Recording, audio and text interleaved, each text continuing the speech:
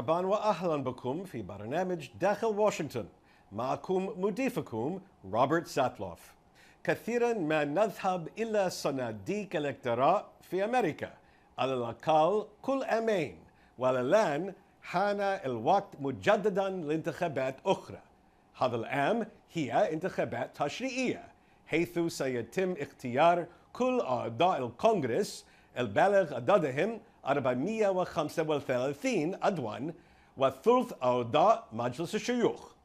شخص واحد لم يرد اسمه في بطاقة الاقتراع هو باراك أوباما، فقد ترشح وفاز بانتخاباته الأخيرة عام 2012، ولكن ما يزال الرئيس يلعب دورا كبيرا ومؤكدا في هذه الانتخابات. لمناقشة النتائج المتوقعة لانتخابات عام 2014، تأثيراته على العامين الأخيرة لولاية الرئيس أوباما في منصبه، يسرني أن أرحب بواحد من ألمع الرجال في واشنطن، الساحر السياسي نورمان أورنستين.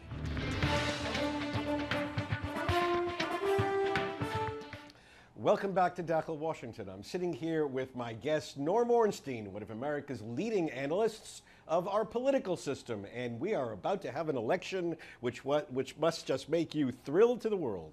Election time in America. I can tell you, Rob, that I'm more thrilled than most Americans are, who are not real happy with their politics or politicians, not paying particularly close attention to the election, except in states where they're flooded with pretty nasty television commercials. So what is at stake? This is a legislative election, not a presidential election. What is at stake? Well, the first thing that's at stake is the majority in the Senate. We, of course, have had divided government now since 2010, when Republicans took a majority in the House of Representatives. But they weren't able to capture a majority in the Senate. Democrats added to their advantage in the presidential contest the last time. And now Republicans are very hopeful that while it's a tall hill to climb, they need to win a net of 6 seats in the Senate, that they have many targets of opportunity, that things are going their way. A Republican House and Senate means, among other things, that the president doesn't have the capacity to bring up votes for confirmation for judges or for executive positions. It means that he can't block legislation except by his veto, where in the past, things that passed the House, the Senate just wouldn't deal with. And it means a general change in the tenor of our politics. Republicans would see themselves as on the rise and on the offensive, and the final 2 years of the president, except for the things he could do by executive action, he would be on the defensive. And historically, what happens in this 6th year of a second-term president? Well, we have to start with the realization that the United States is so different from most other countries with elections. We have fixed elections that occur at specific times on specific days, and we know that the turnout drops from the presidential contest to the congressional midterm elections by about 1/3, that it's a different type of voter who comes in, and the party of the president usually takes a beating. The opposition party tends to gain. In the 6th year, generally, it's even worse than it is in the 2nd year of a 2-term president. That won't happen this time because Obama and the Democrats had such a disastrous election in his first midterm in 2010. But what usually happens and what will happen this time is Republicans who don't hold the White House are going to make sizable gains in both houses. What would you say, Norm, are the big issues? And let's first focus on the domestic side. Sure, although let me say in an overarching way, Rob, I talked to a top Republican consultant who said you can express our views in this election in 2 words: Obama, bad. So that is the overarching part. On the domestic side, the economy remains a factor here.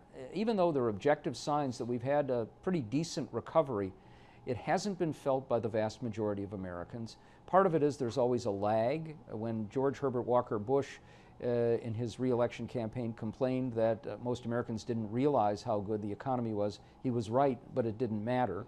But at the same time, objectively, middle-class people have not seen any success in getting their incomes to rise over the last several years. But beyond that, right now, the top issues, not really Obamacare, although it's mentioned in a lot of campaigns. The health care issue It's Ebola, and it's the broader sense that government's just not working, which the initial response to Ebola in the country seemed to reinforce.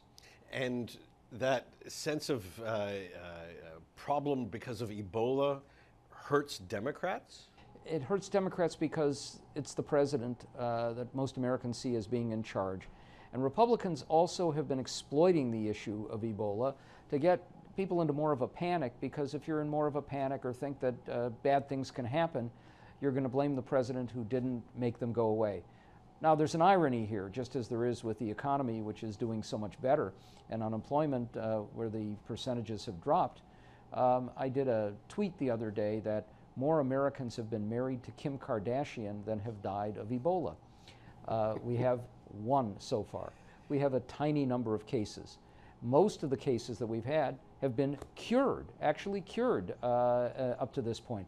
But it doesn't matter. Americans have a sense that we stumbled at the beginning.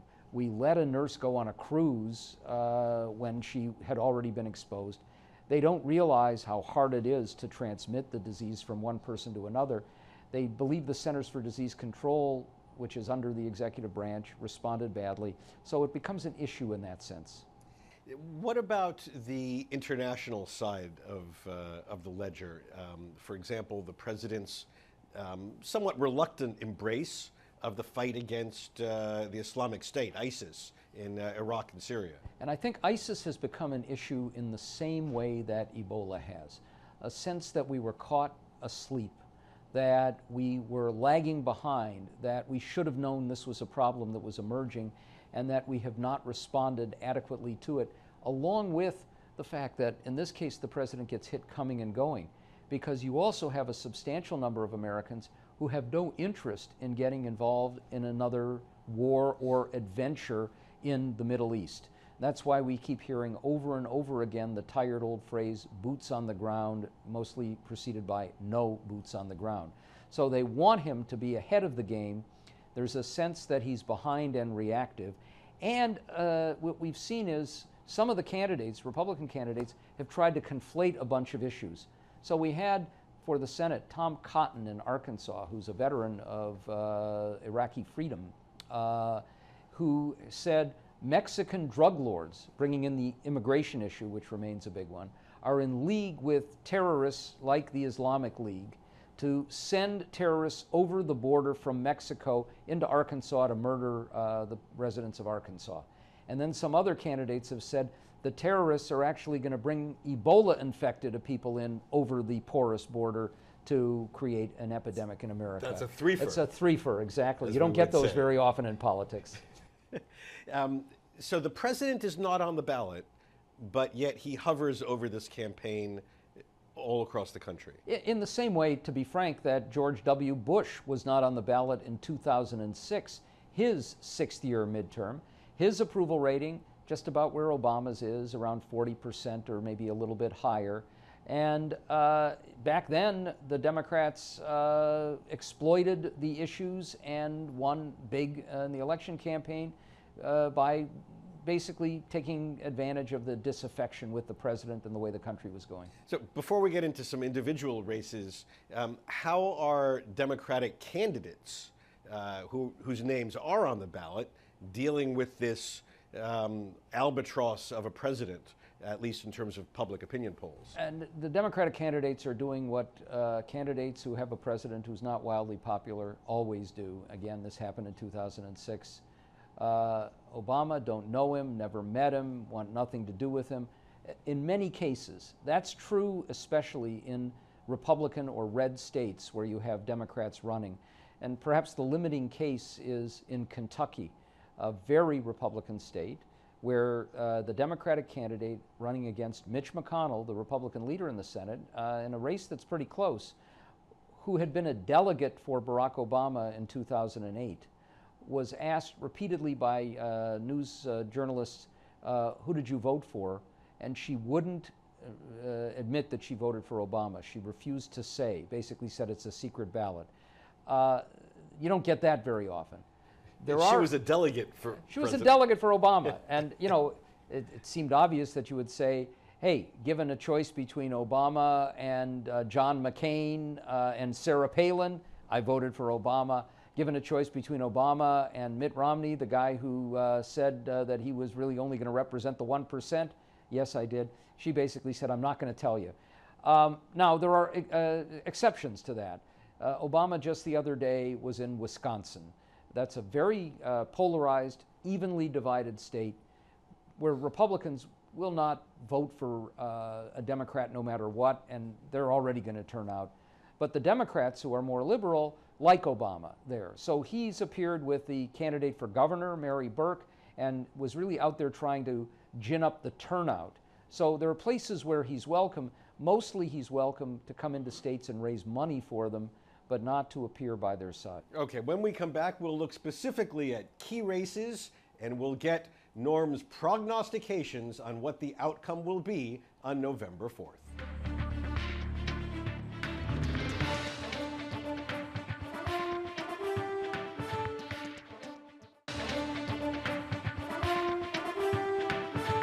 Again, my panelist is Norman Ornstein. Norm is resident scholar at the American Enterprise Institute, an election analyst for CBS News, and a contributor to the National Journal and Atlantic magazine.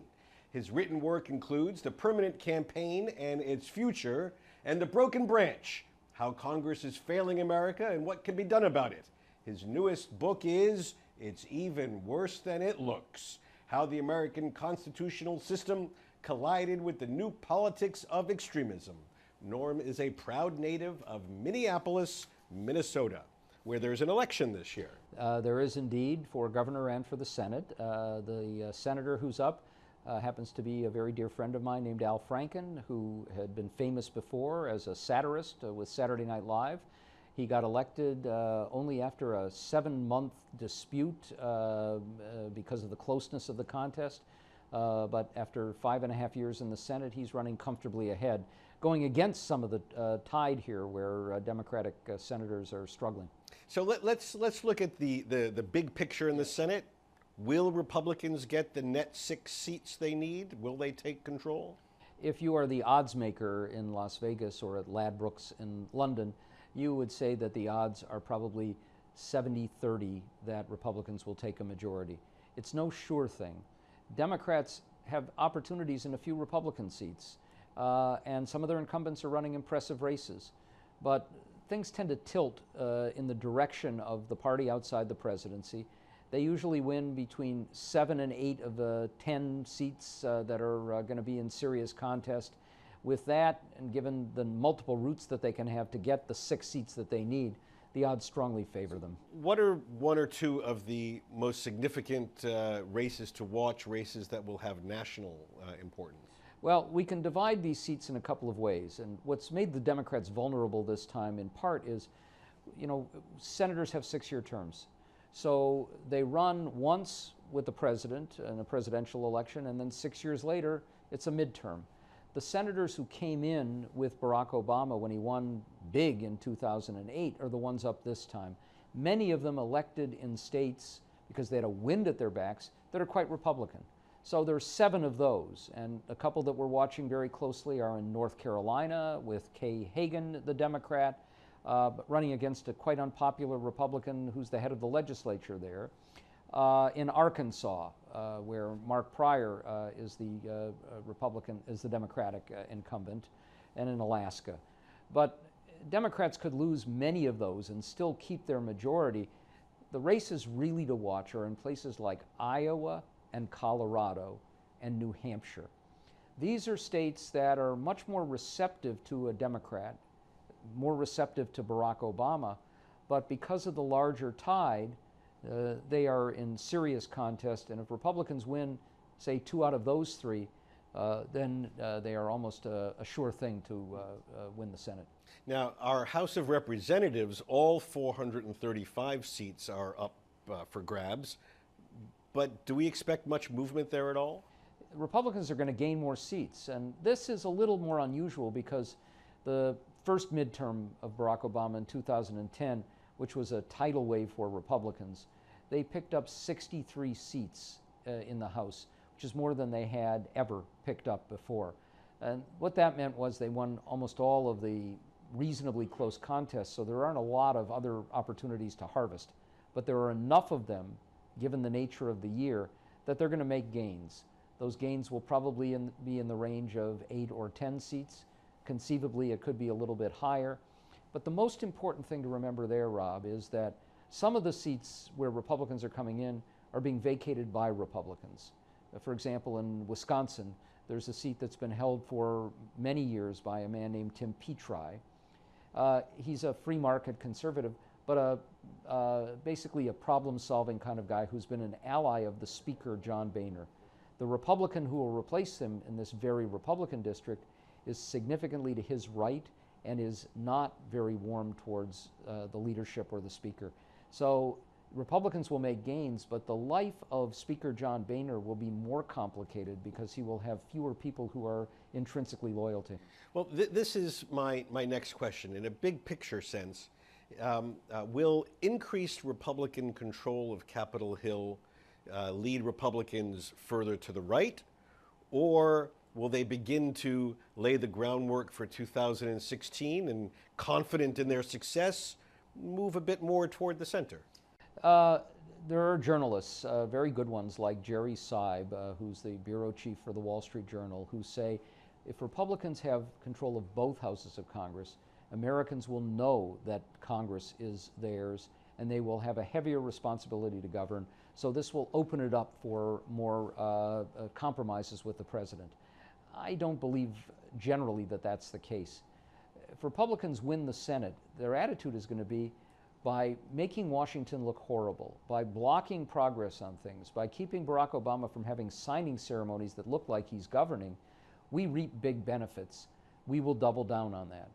At the same time, you start immediately with the presidential campaign, and 3, 4, or 5 Republican senators will be spending their time out on the campaign trail. The primary and caucus electorates in places like Iowa, the first caucus, down to South Carolina, are over on the radical right side, and they will be moving in that direction, and they'll be pulling their party there as well. So I don't expect a lot of progress. For Obama, the challenge is all of the confirmations for his executive positions, much less judgeships, will be brought to a halt. The Senate majority can do that. Investigative hearings, we'll be hearing Benghazi over and over and over again, and John Kerry will be hauled up to testify on a regular basis.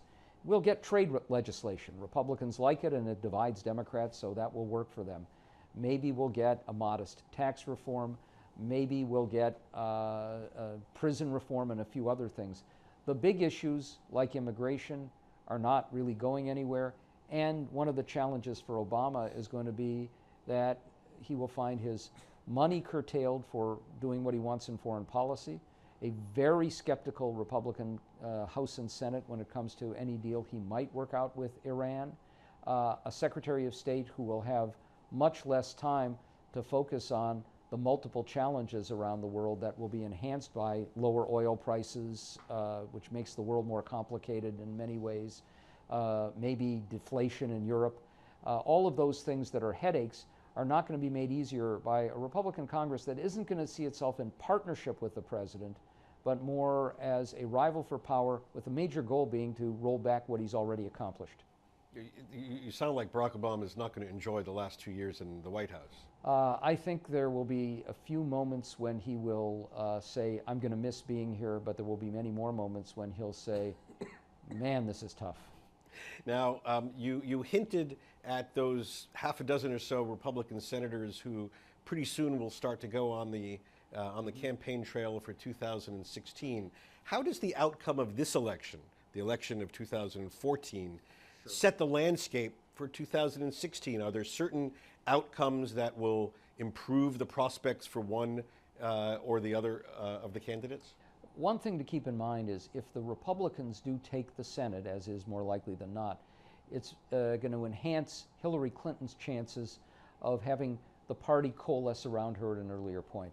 It will jolt Democrats, Republicans winning the Senate, into believing that if they don't hold the White House in 2016, they could be out of power entirely and Republicans would roll back everything they've accomplished. The best way to do it is to unite behind a candidate early. if the Democrats hold the Senate, the left, the populist left, the anti-war left, will be more emboldened to attack Clinton and to make it a little bit harder for her. But on the Republican side, there's some contests that will be interesting to watch in terms of what it would do to the larger Republican attitude. In Kansas, you've had a state that's gone very far to the radical right, and it's a very Republican state. There's a backlash among establishment moderate Republicans there. If the governor loses and the senator loses, it'll be some traction for more centrist candidates to say, look what happens when we push too far. But as a general matter, the more there is Republican success, the more it emboldens the Ted Cruzes of the world and the people who support them to say, the electorate's with us. If we just keep convincing them that anything would be better than these Democrats, we can finally get our pure conservative nominee. And that will be a powerful argument out there with the sliver of people who will vote in those primaries and caucuses. Norm Ornstein, thank you so much for this wonderful insight into our November 2014 legislative election. My pleasure, Rob. بهذا نصل إلى نهاية هذه الحلقة من برنامج داخل واشنطن. إذا كانت لديكم أي استفسارات أو تعليقات حول هذه الحلقة، وخاصة حول أثر انتخاباتنا على السياسة الأمريكية في الشرق الأوسط، أرجو أن تتصلوا بي مباشرة على عنوان البريد الإلكتروني التالي insidewashington@elkhura.com. معكم روبرت ساتلوف، شكرا لكم وإلى اللقاء.